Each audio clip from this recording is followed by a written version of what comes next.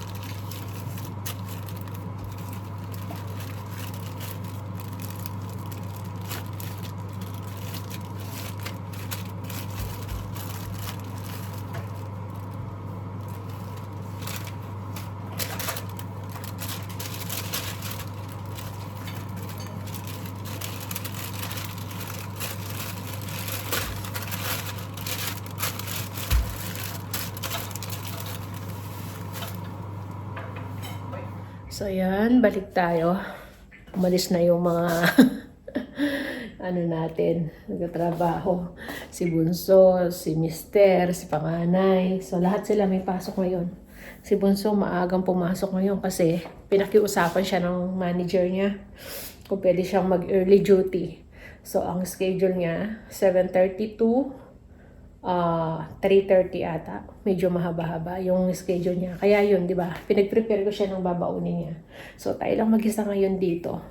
Pakita ko sa inyo kung pag ganitong umagang iniwan nila ako, ano yung tsura ng bahay. Tingnan nyo.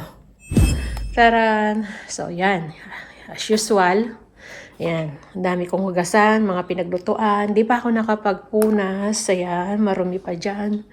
Yung kandila natin, binuksan natin, paubos na yan. So, yan, di ko pa napunasan dito, yan no. May mga ganyan-ganyan pa. Oh, di ba? Di pa ako nakapagwalis. Wala pa akong nalinis. So, yan. Dito, ayan, kailangan namang pagpagin niya. Tapos, alam nyo ba, ang dami ko talagang gawain. Dito, dumating na yung ating catalog, as usual. Kaka-deliver ko lang ng Tuesday, Wednesday. Ayan, kagabi, Thursday, kahapon, inano na. Meron na naman tayong bagong i-deliver. Ayan, marami-rami siya ngayon, no? Oh, dalawang area kasi. Ito na yung resibo natin. Ayan, 10 pieces sa kabila. Tapos yung area dito, 11 pieces. Ayan. Kaya dalawang resibo to. So, yan ang sasort namin ni Mr. Medyo maganda-ganda yung halaga niyan. Tapos, alam niyo ba, meron pa akong tutupi rito. Sabay-sabay yung gawain ko. Ano ba yan? Yung nilaban ko, ayan, oh. Andyan pa. Pasensya na kayo sa ano, ha. Sa kwarto namin, ganyan lang siya. So, di ba? Ang dami kong gawain. Bahala na. Pwede, di naman nagmamadali ang damit na yan. Tsaka to. So, yun. Start muna tayo dito sa kusina.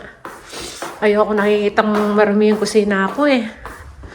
Ayan, nakabukas doon kaya maliwanag. Buti na lang kahapon nakapaglaban na ako ng mga kumot, di ba? So, natuyo na sila. So, wala tayong sinampay ngayon.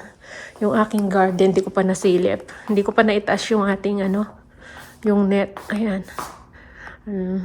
Mga inayos ko kasi yung doon, yung mga paso doon, tinanggal ko, nilagay ko na doon sa taas. So, yun.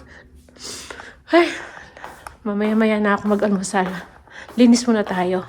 So, yan. Balik tayo. Ito na yung ginawa ko. Nakapaglinis, nakapagligpit na tayo. So, dito yung pinakahuling ginawa ko. Nagligpit tayo ng mga damit. So, tingnan. Pakita ko sa inyo, wala na. Taran! O, diba? Naayos na natin yung kama. Wala na yung mga damit dito. Niligpit ko na siya. So, pinaglagay-lagay ko na sa amin, yung sa amin ni Mr. Yung sa mga bata, nilagay ko sa kwarto nila. So, yan. Medyo malinis na dyan. Nakapag-dusting na ako. Tapos, dito tayo sa labas. Pakita ko yung kusina. So, yung yung catalog natin. Nakapagwalis na ako rito. Ayan, nakapagwalis na ako dyan.